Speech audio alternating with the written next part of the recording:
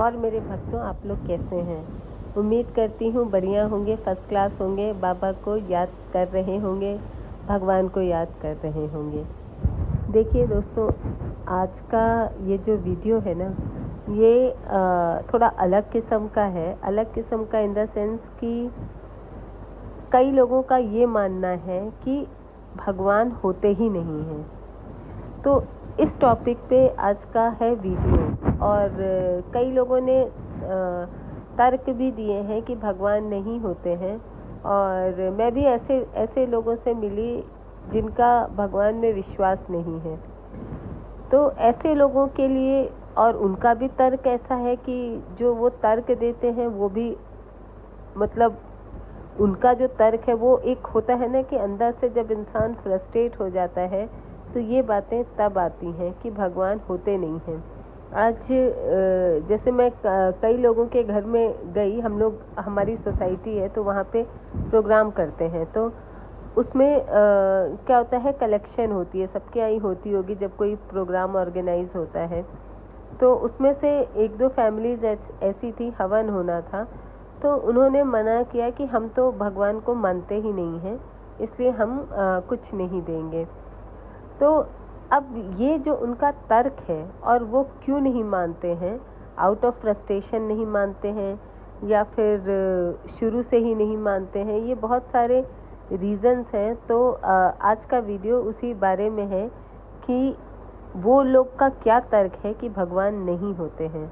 मतलब थोड़ा अलग सा वीडियो है, क्योंकि हम सबको यकीन है कि भगवान, मतलब विदाउट एनी डाउट भगवान होते हैं, लेकिन उनका जो तर्क है वो भी सुनना ज़रूरी है कि भगवान नहीं होते हैं तो क्यों नहीं होते हैं। और जो बहुत सारे यूट्यूबर हैं जिनको कई लोग सुनते हैं, तो वो उनकी जो बुद्धि है उसको इतना भ्रष्ट कर देते हैं कि उनकी ये सोचने की जो क्षमता है वो ख़त्म हो जाती है कि भगवान होते हैं, जिसे कहते हैं ना ब्रेन वॉश करना।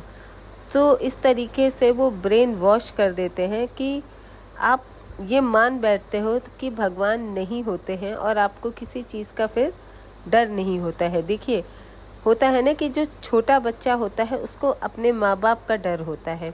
कोई गलती करता है तो उसको पता है कि माँ बाप हमें बहुत डांटेंगे, या बच्चा होता है वो डरता है कि माँ बाप हमें मारेंगे, हमारी गलती की हमें सज़ा देंगे।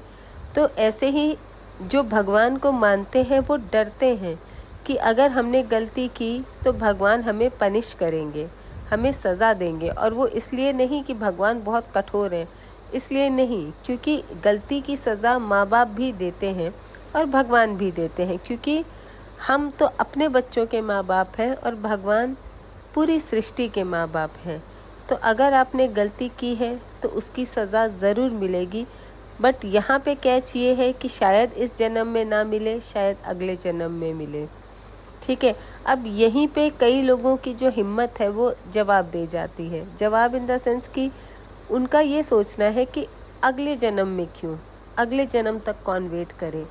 सही गलत का जो हिसाब है वो भगवान इसी जन्म में क्यों नहीं करते हैं, क्यों हमें अगले जन्म के लिए इतना वेट कौन करता है। हमें तो उस इंसान को अभी देखना है कि उसने गलत किया है और सबके साथ गलत करता है, उसका निर्णय अभी हमें देखना है।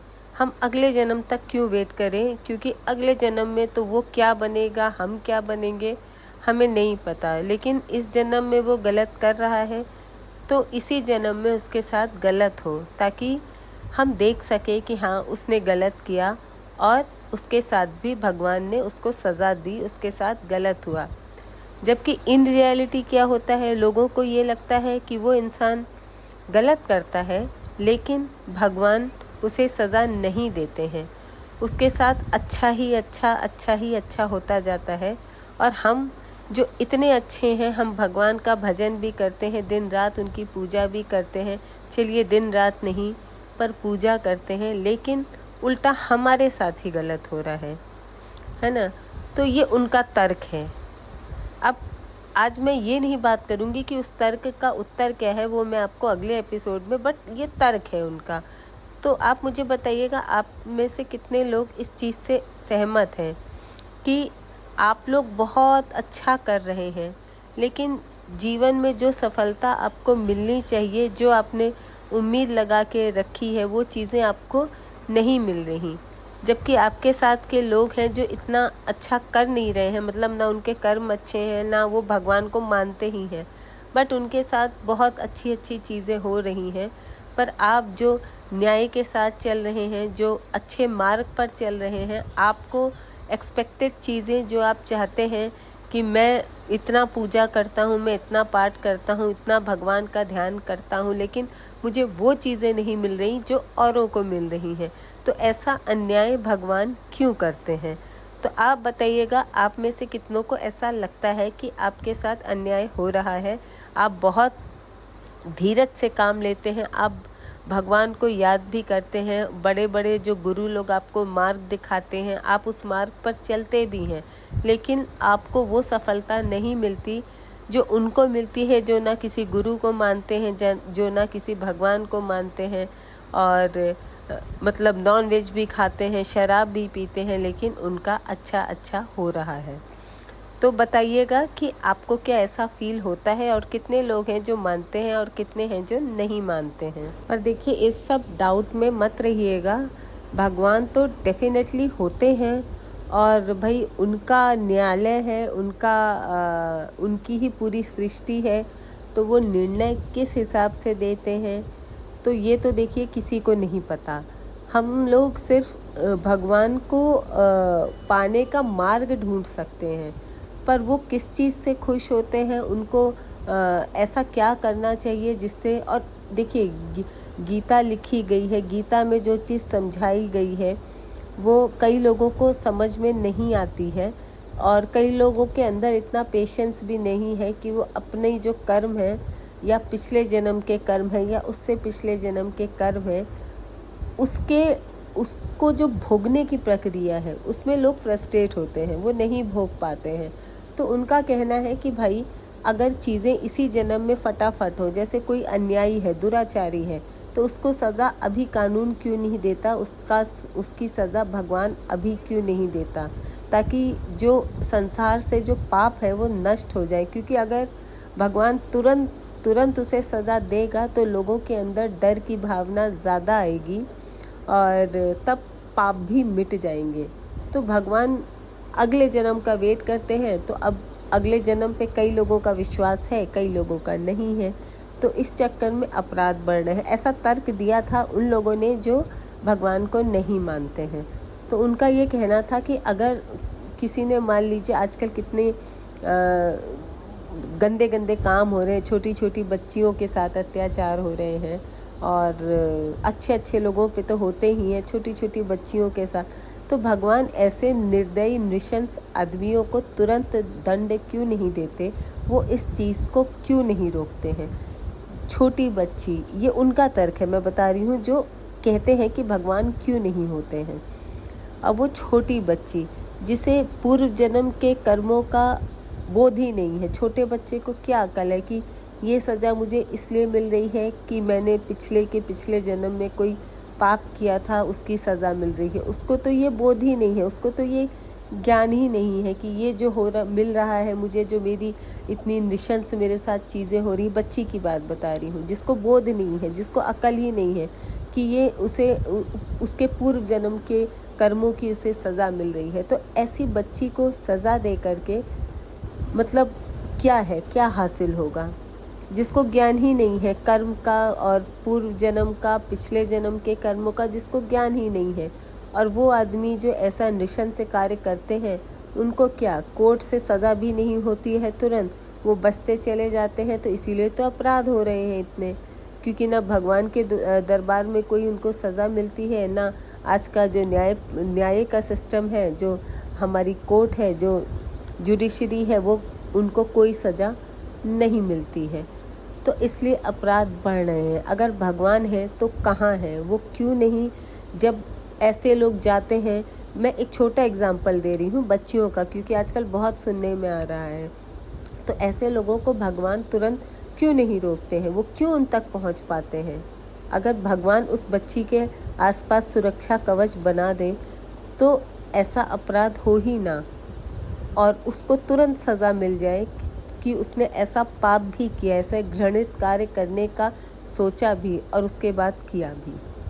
तो ये तर्क है उन लोगों के जो भगवान को नहीं मानते हैं, है ना। तो आप में से भी कई लोगों को ये तर्क एक्चुअली जेन्युइन लगते होंगे कि बात तो सही है ना। पर इसका जो कारण है, जो रीज़न है, मैं आपको नेक्स्ट वीडियो में ज़रूर बताऊंगी। आज मैं सिर्फ तर्क बता रही हूँ कि जो लोग नहीं मानते हैं वो क्यों नहीं मानते हैं, ठीक है। अब दूसरी चीज़, एक तर्क और आता है कि तर्क ये है, वो लोग देते हैं कि अब देखिए आजकल क्या है, कुछ जो हमारे जीव जंतु हैं, जो एनिमल्स हैं, उसमें से कुछ एक्सटिंक्ट हो रहे हैं, मतलब वो मर रहे हैं, और कुछ तो बिल्कुल ही ख़त्म हो चुके हैं। जैसे डायनासोर ले लीजिए आप, आजकल तो जो कौवे हैं वो भी ख़त्म हो रहे हैं। उनके भी देखिए पहले कितने दिखते थे, आजकल इक्का दुक्का ही कहीं दिखते हैं। गौरैया जो चिड़िया होती थी, स्पैरो, वो एक्सटिंक्ट हो गई। पहले हमारी बालकनी में छोटे छोटे थे तो बहुत गौरैया आती थी, है ना। अब दिखती ही नहीं है वो चिड़िया, वो सब एक्सटिंक्ट हो रही हैं। टाइगर हो रहे हैं, लायन हो रहे हैं, लेपर्ड हो रहे हैं।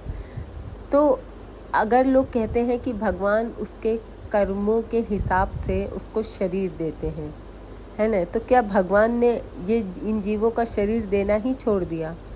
क्यों एक्सटिंक्ट हो रही हैं चीज़ें? अब उनका तर्क ये है ना। तो भगवान तो भाई, अगर भगवान जीवों को उनके कर्मों के हिसाब से शरीर देते हैं तो पहले देते थे, गौरैया, कौवे, टाइगर, लायन जो भी है। लेकिन अब क्या भगवान ने उनको देना, वो शरीर देना ही बंद कर दिया, उसको स्टॉप कर दिया, है ना। तो अब आप किसको ये तर्क सही लगता है?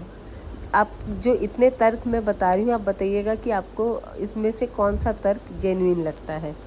तो अब ये भी एक तर्क है कि वो एनिमल्स क्यों एक्सटिंक्ट हो रहे हैं, क्योंकि शरीर तो सबको कर्मों के हिसाब से मिलता है। तो अब वो क्या, वो कर्म ख़त्म हो गए जब ऐसा शरीर मिलता था जो कर्मों के हिसाब से लायन बनते थे, या फिर टाइगर बनते थे, स्पैरो बनते थे, कौवे बनते थे, क्योंकि कितनी योनियां हैं, तो इस योनि में जाते थे। तो क्या भगवान ने वो योनि अब ख़त्म कर दी, है ना। ये उनका तर्क है। और एक कुतर्क कहिए, तर्क कहिए, जो भी कहना है आप कह सकते हैं, कि एक तर्क और है कि चाहे वो द्वापर युग हो, चाहे वो सतयुग हो, और जितने भी, चाहे वो त्रेता युग हो, तो जितने भी युग हुए हैं उनमें भगवान खुद धरती पर आए थे, उनका धरती पर अवतार हुआ था, है ना। तो कलयुग में कोई भगवान क्यों नहीं है ना। जब इन सारे युगों में, इन जो भी युग थे, त्रेता, द्वापर, सतयुग, उस सब में भगवान खुद अवतार लेकर के आए थे।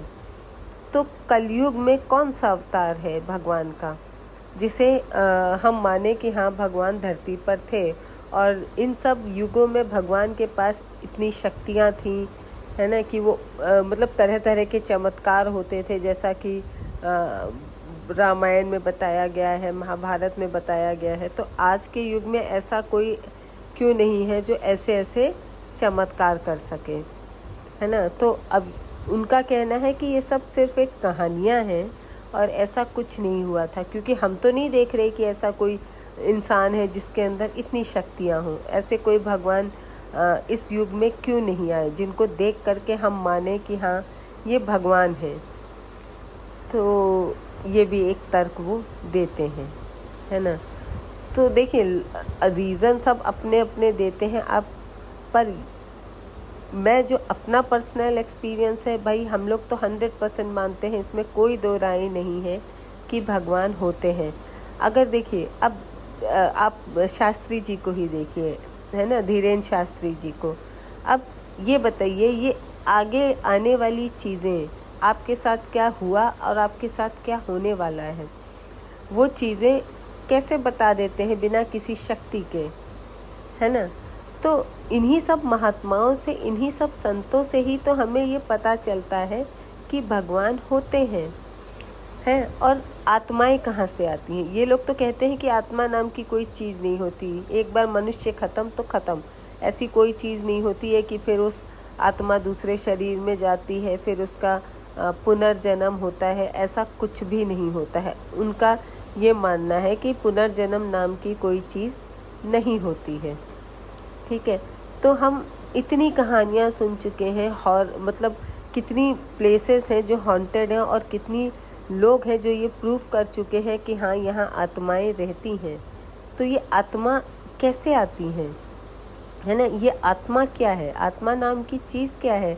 अगर भगवान नहीं होते हैं तो आत्मा क्यों है ना? क्योंकि उनका तो कहना है कि आत्मा होती ही नहीं है, पर इतने साइंटिफिक एविडेंसेस हैं कि आत्माएं होती हैं। कितने लोग तो ऐसे इतनी पहुंच रखते हैं कि वो आत्माओं से बात भी करते हैं, और ये फैक्ट है, उन लोगों ने बताई है असलियत, है ना? इतनी फ्रीक्वेंसी पे जाओ तो बात होती है।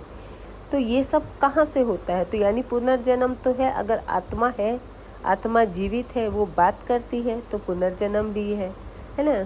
तो इसका जो रीज़न्स है इनका तोड़ भी है, जिसको मैं आपको नेक्स्ट वीडियो में बताऊंगी, नहीं तो वीडियो बहुत लंबी हो जाएगी, है ना? तो आप बिल्कुल बेफिक्र रहिए, आप बिल्कुल निश्चिंत रहिए। भगवान होते हैं, वो आपकी सुनते भी हैं और दंड भी देते हैं। उनका तर्क है और विश्वास करने वाले लोगों का अपना तर्क है ना? तो जो विश्वास करते हैं उनके तर्क इतने लॉजिकल है ना। आज भी आपको रामायण के, महाभारत के प्रमाण मिलते हैं। आज भी द्वारका नगरी समुद्र के नीचे दबी हुई मिली है और उसका कोई जवाब नहीं दे पाया कि वो कैसे मिली। होप वीडियो पसंद आया हो। तो अगर आपको मेरी बातें अच्छी लगती हों, मेरे वीडियोस पसंद आते हों, तो एक लाइक ज़रूर करिए और जय श्री राम ज़रूर लिखिएगा। क्योंकि आपका एक लाइक बहुत मोटिवेट करता है आगे वीडियो बनाने के लिए। तो चलिए फिर मिलते हैं।